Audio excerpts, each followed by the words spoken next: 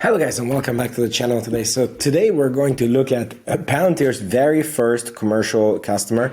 Actually, Alex Cobb confirmed this in the interview. He wasn't sure that BP was the very first, but definitely one of the first customers. And the ex-CEO of BP basically discloses how they tested Palantir, how it went, and then what BP decided to do with Palantir. Spoiler alert, they bought 1% of Palantir and something else.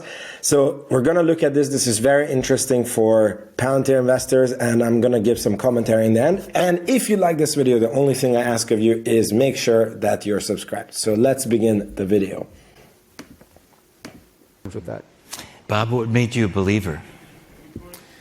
Well, it was a pretty extraordinary story. We had a number of problems in BP for a while. In the early part of the last decade, BP stood for big problems. We were dealing with the Gulf of Mexico spill and had issues. We had legal issues, and I won't go into that, but unbelievable. That's what opened up my eyes. Unbelievable ability to see data from all different directions, put it quickly, like within days, and visualize it.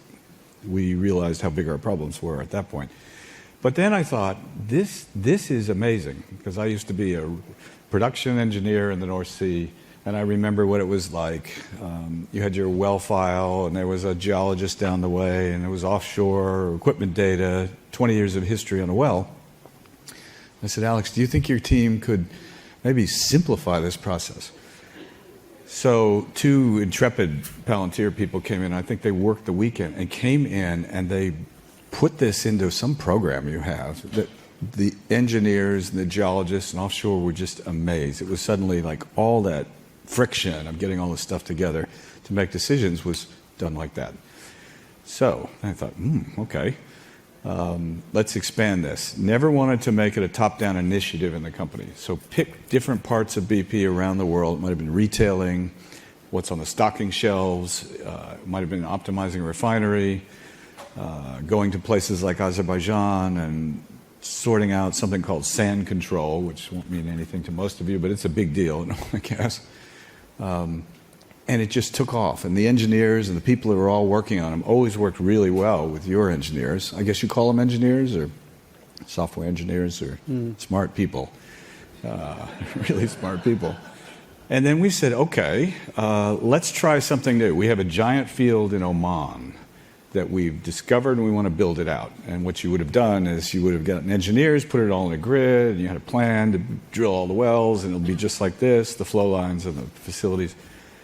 And you said, one of your team said, we might be able to do that better for you. Let's start with the first well. What does it look like? What's the subsurface look like? What are the temperatures, the pressures? And you put that in the model we thought we had. Every single well was different. So there's a giant gas field in Oman that's built out like capillaries in the human body.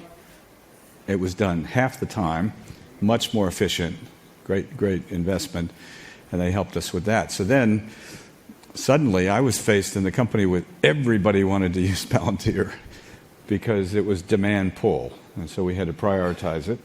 But I have to say, revolutionized BP. BP bought 1% of Palantir to align what we were doing, which was also another good investment. And we had an exclusive agreement in the energy industry. So I'm really grateful to the talent there. And that's how I found out what big data was, through all that stuff. So the reason why this is mind-boggling for me is because this was one of the, normally what happens is you release a product and it's an MVP, a minimum valuable product, and it has lots of mistakes, and then the early adopters, they struggle a lot, and they're very overseeing of these early mistakes, and you iterate, and after many years you have a very good product. And Corp said that they did it backwards, and instead of an MVP, they did a maximally viable product. And it's insane to hear how well BP liked it. He said that he never wanted to make it a top-down decision, so he just gave it to areas of the company that he thought would be open to it and it could help, and see their reaction. And you could see that the program was spreading in the company like wildfire. And then he noticed that after a while, everybody wanted to use Palantir, and BP ended up buying 1% of Palantir. Talk about a product market fit. ended up buying 1% of Palantir, and they thought that this product is so powerful that they made an exclusivity deal with Palantir on the energy sector.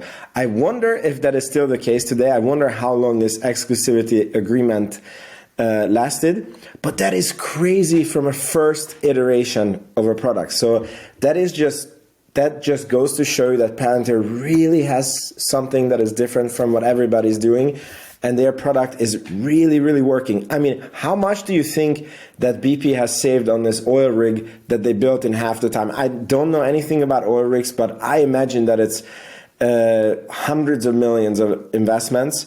And if you can build that investment in half the time and save lots of costs, then just there you had, I'm sure, hundreds of % return on Palantir software. I mean, and obviously they were so happy that they bought Palantir. So this was a really good story to hear, very interesting Palantir history. Let me know what you guys think in the comments. Please make sure that you're subscribed. And if you want to go further, check out the first link in the description box below, which takes you to the Patreon, where you get access to exclusive content, my Palantir valuations, and much more. And it's only $5 a month, so why not go ahead and check it out. I'll see you in the next video. Ciao, ciao.